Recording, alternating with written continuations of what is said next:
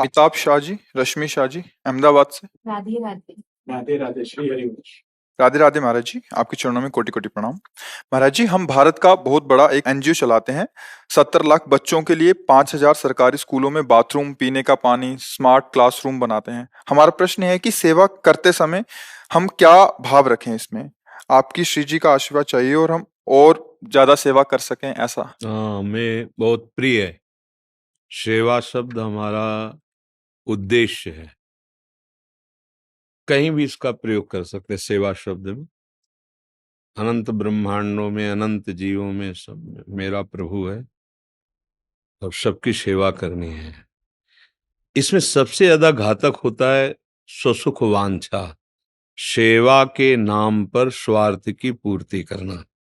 जो सेवा शब्द से हमें प्यार है, ये सेवा स्वामी को अधीन कर लेती है।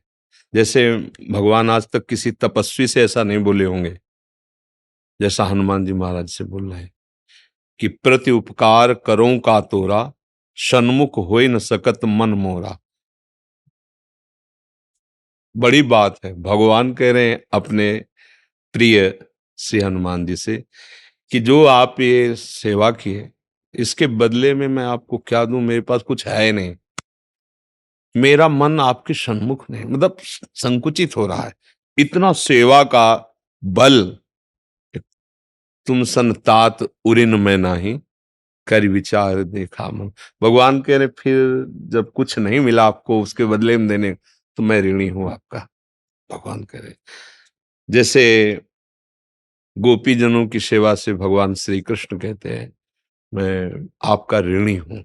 ये सेवा इसलिए महान कि स्वामी को अधीन कर लिया।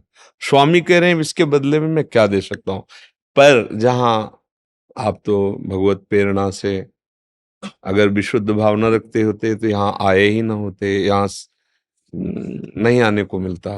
मन में ऐसी तर्क वितर्क ना उठ जाती, आप यहाँ प्रवेश नहीं कर सकते। अगर आ गए हैं, चाहे कोई भी हो, तो बहुत कृपा है ठाकुर जी की। धाम आना, संतों का संग करना, संत सभा में वार्ता करना, ये बड़े भाग्य से प्राप्त होता है। बस ये ध्यान रखिए कि सेवा के बदले में कोई चाह ना हो। जैसे आपने कहा और सेवा का विस्तार करना चाहते हैं, ये मांग होनी चाहिए। सेवा के बदले अभी हम 4 को सेवा पहुंचाते हैं, फिर हम 400 को, फिर हम 4,000 को, फिर 4 लाख को सेवा पहुंचाए। मेरा जीवन सेवा करते करते सेव्य में समर्पित है। बस जितनी बुद्धि भगवान ने दी है, जितना बल दिया है, जितना धन दिया है, उसके अनुसार तन मन धन से समाज की मैं सेवा करूं। और साथ में भगवत स्मरण। अगर नाम जप नहीं होगा और भगवत भावना नहीं होगी तो निष्कामता नहीं आ पाएगी। भगवत समर्पित कर्म ही हमें ऊंचाई पर पहुंचाता है। तो जो सेवा करते हो नित्य प्रति उसे भगवत समर्पित करो। हे प्रभु, जो भी भाव भगवान के नाम रूप में हो, प्रभु ये आपके द्वारा प्रेरित, आपकी सामर्थ्य से आपके ही स्वरूपों की सेवा बन रही। नाथ, ये जो समय, ये जो सेवा पदार्थ, ये जो सेवा आप स्वीकार करें और इससे आप प्रसन्न हो। बीच बीच में नाम स्मरण करते रहिए और जिसकी भी सेवा कीजिए। जैसे बच्चे हैं तो मेरे ठाकुर जी इन सबके हृदय में बैठे हुए हैं। भगवत भावना हुई ना, और स्वार्थ बुद्धि बिल्कुल नहीं होनी, तो यही आपको भगवत प्राप्ति करा देगी। प्रायः हम इस विषय को बोलते रहते हैं। आज हमारे समाज में स्वार्थ इतना बढ़ गया है, स्वसुख वांछा जिसे शास्त्रीय भाषा में कहते हैं, इतनी बढ़ गई है कि राक्षसी प्रवृत्ति का वर्धन हो रहा है।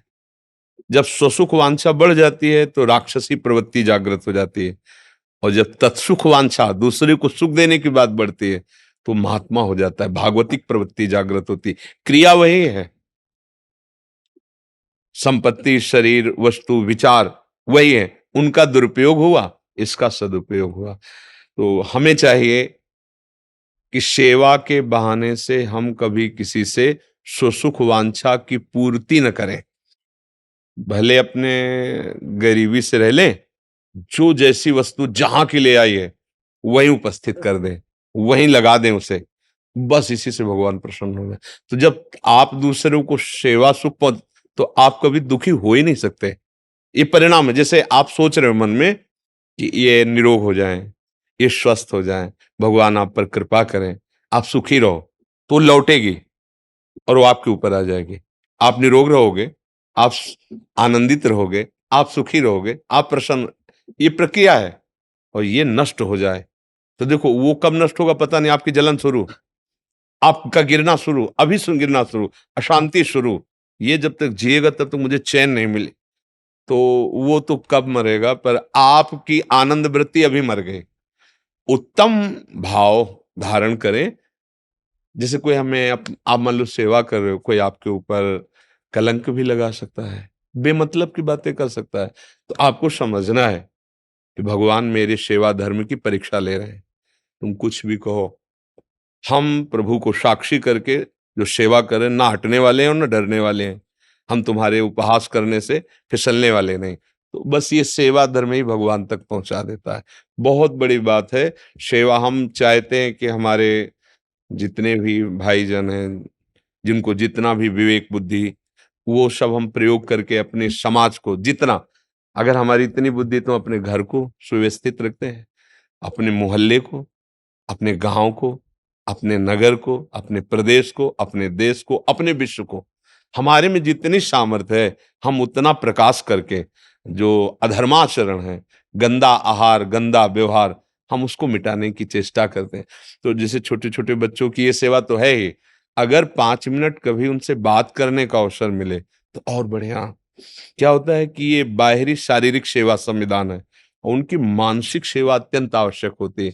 तो कभी ऐसा हो तो 5 मिनट शास्त्रों की बातें, ब्रह्मचर्य की बातें, उनको कैसे लोगों से बचना चाहिए, ऐसी ऐसी हरकत करने वाले लोग आपके दुश्मन हैं, आपके शत्रु हैं जो आपको गिरा देंगे। यदि ऐसे ऐसे आपको छूते हैं, ऐसी बात करते हैं, ऐसी बातें सिखाते हैं, वो आपके बच्चों को क्या होता है, एक नादान बुद्धि होती है। तो उसको चाहिए कि कभी ऐसा समय मिले, जैसे आपको ये सौभाग्य मिला है सेवा का, तो ऐसा भी समय लगाओ कि 5 मिनट आप बैठ सको किसी भी स्कूल में जाकर के। किसी भी ये सुविधाएं तो दो ही, 5 मिनट बच्चों की जीवनचर्या पर, दिनचर्या पर उनको उपदेश करें। क्योंकि बाहरी सब सुविधाएं हम दे रहे हैं, अगर उनकी मानसिक सुधार ना हुआ तो आजकल जो ये मोबाइल और ये गंदा व्यवहार चल गया है तो हमारी नवीन पीढ़ी की जड़ नष्ट कर रहा है। जैसे ब्रह्मचर्य का नाश होना, व्यसन आ जाना, तो ये सब बहुत हानिकारक है। तो आप दोनों पक्ष पर ध्यान रखिए, शारीरिक सुविधा, पढ़ाई की सुविधा और मानसिक सुविधा पर भी। अगर आपको ऐसा नहीं मिले तो ऐसे जो आपके मित्रजन हों, अध्यापक हों, उनको प्रेरित कीजिए कि हर जो सांसारिक विद्या है उसके साथ थोड़ा सा 5 मिनट 10 मिनट उनकी दिनचर्या पर आध्यात्मिक विद्या का भी प्रकाश डालें, जिससे है उनका जीवन। अब 13-14 वर्ष के बच्चा है और ऐसी प्रक्रिया में उतर गए हैं, अब उनको कितनी 13-14 वर्ष का बालक जो बिजली जैसी स्फूर्ति हो, वो तो लगा कि कुसंग कितना नाश कर सकता है।